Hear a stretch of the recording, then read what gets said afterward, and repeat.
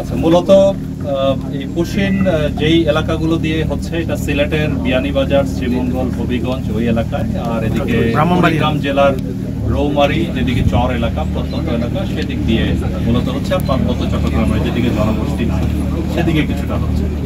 তো এটা প্রতিরোধ করার আমরা চেষ্টা করছি, দেখছেন প্রতিনিয়ত। সত্যি কথা বলতে আজকে সকালেও কিছু পুশিং হয়েছে, আমরা তথ্য পেয়েছি। আমাদের বর্ডারটা এত বিস্তৃত, আসলে প্রতিটি জায়গা তো গার্ড করা সম্ভব না। এই জন্যই আমরা জনগণের সাহায্য চেয়েছি, আনসারের সাহায্য নিচ্ছি, পুলিশ এবং আপনারাও অনেক প্রত্যন্ত অঞ্চলে কাজ করেন। এটা নিয়ম বহির্ভূতভাবে কাজ হচ্ছে, এটা আমি আগেও বলেছি। তো আমরা চাই এটা যদি বাংলাদেশি নাগরিক হয় সেটা যেন একটা নিয়ম মাফিকভাবে আমরা হস্তান্তর গ্রহণের মাধ্যমে আমরা নিতে পারি। ভাগ্নে, বিদেশে এই খাঁটি দেশি ঘিটাই নেই, ঘানি ভাঙা সরিষার তেল প্রশ্নই আসে না, দেশি মুরগির ঝোল। আহ, এই জন্যই তো দেশে এলাম। এই যাবো কিভাবে? দেশি অ্যাপে ওয়াও, এভাবেই এক যুগ ধরে পাঠাও আপনার লাইফস্টাইলে প্রাউড অংশীদার। পাঠাও চলো দেশি ভাইবে চলবে 14 থেকে 31 মে পর্যন্ত। সেটা আমাদের পররাষ্ট্র মন্ত্রণালয়ের পক্ষ থেকেও লিখা হয়েছে, আপনি শুনেছেন। আমরাও সার্বিকভাবে এই চেষ্টা করে যাচ্ছি এবং ফ্ল্যাগ মিটিং, প্রতিবাদ লিপি এবং এই ধরনের রুটিন যেগুলো আছে সেগুলো চলছে। তো আমরা আশাবাদী সামনে আমাদের জনগণকে কিভাবে এনগেজ করছে। গতকাল দেখেছেন ব্রাহ্মণবাড়িয়াতে, ওইখানে মোট কথা এই যেখানে বিজিবির টহল তো সব জায়গায় একই সময় প্রেজেন্ট থাকতে পারছে না।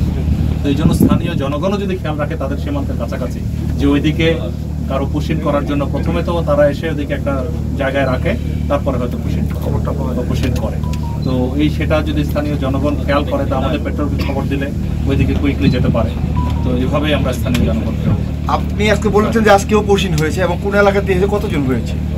এটা আপনার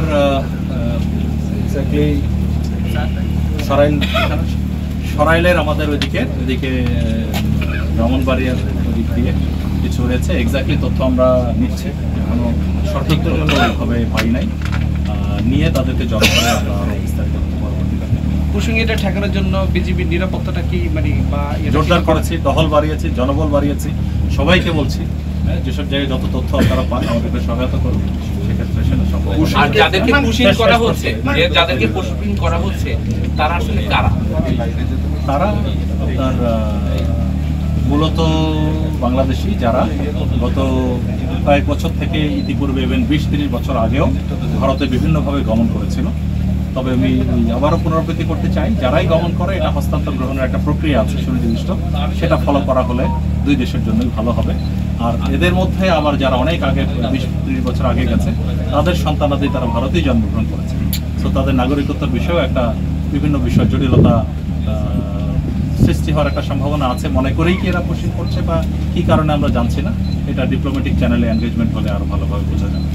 আমরা গ্রাউন্ডে আমরা সতর্ক আছি। কিছু অভিযোগ এতে কি আমাদের দেশে অপরাধী ঢুকে যাওয়ার সম্ভাবনা আছে? আমাদের বাংলাদেশে পুশিং করা হচ্ছে এরকম কোনো বিষয় আছে? এটাও শুনছি যারা ডিজি মহোদয়, এতে করে আমাদের দেশে ভারতীয় যে অপরাধীরা আছে বা জঙ্গিরা আছে বা ইয়া আছে, তারা কি ঢুকে যাওয়ার সম্ভাবনা আছে কিনা এই পুশিং এর সাথে? মানে সম্ভাবনা তো কোনো কিছুর সম্ভাবনাকে উড়িয়ে দেওয়া যায় না। হ্যাঁ, সব দিক থেকে সকল সম্ভাবনা রয়ে যায়। তবে আমাদের দেশের জন্য, জাতির জন্য ক্ষতিকর হবে এমন কোনো কিছু যেন না হয়, সেজন্যই আমরা জোরদার নিরাপত্তা নিশ্চিত করার চেষ্টা করছি।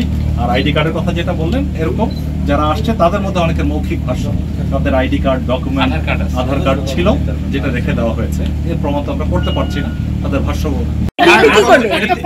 ভাসমান থার্ড বিওপি তদন্ত সাপেক্ষে এদেরকে আইন অনুযায়ী আইনগতভাবে পুশব্যাক করবেন কিনা ওইটা না। আমি বিওপির বিষয়ে একটু হলো আমাদের রিভারাইন বর্ডার গার্ড কোম্পানি আছে, যেটা মূলত এই সুন্দরবন এলাকায় এটা পাহারা দেওয়া, টহল করা এবং চোরাচালান প্রতিরোধ করা, যে কোনো ধরনের অপরাধ প্রতিরোধ করার জন্য। তো এটাতে আপনার একটি স্থল বিওপি ছিল, একটি কৈখালী বিওপি, আর এরকম ভাসমান দুটি বিওপি ছিল, কাঁচিকাটা বিওপি, 18 বেকি বিওপি। সেগুলো আরো ডিপে আমাদের এই নদীর ভিতরে, আরো ভিতরে। বাট এখানে এই আপনার এই রায়মঙ্গল নদী এর সাথে যে এই ভয়েসিং যে চ্যানেলটি আছে, এটি দিয়ে চোরাচালানের বেশ একটা বড় চক্র সক্রিয় ছিল। এটা প্রতিরোধ করার জন্য আমি সিদ্ধান্ত গ্রহণ করি যে আমাদের এই তৃতীয় ভাসমান বিওপিটি আমরা এখানে স্থাপন করব। তো সেটা আমাদের দেশেই তৈরি, আমাদের এটা নারায়ণগঞ্জ ডকইয়ার্ডে তৈরি করে আমরা, এটা আপনারা দেখেছেন সুন্দরভাবে করা হয়েছে এবং এইটা আমরা এখানে স্থাপন করে কার্যক্রম শুরু করেছি, যেটা আজকে মাননীয় স্বরাষ্ট্র মহোদয় উদ্বোধন করলেন। আমরা এর মাধ্যমে এই এলাকায় চোরাচালান আরো প্রতিহত সুন্দরভাবে, অপরাধ এবং চোরাচালান আরো সুন্দরভাবে প্রতিহত করার আশা রাখি।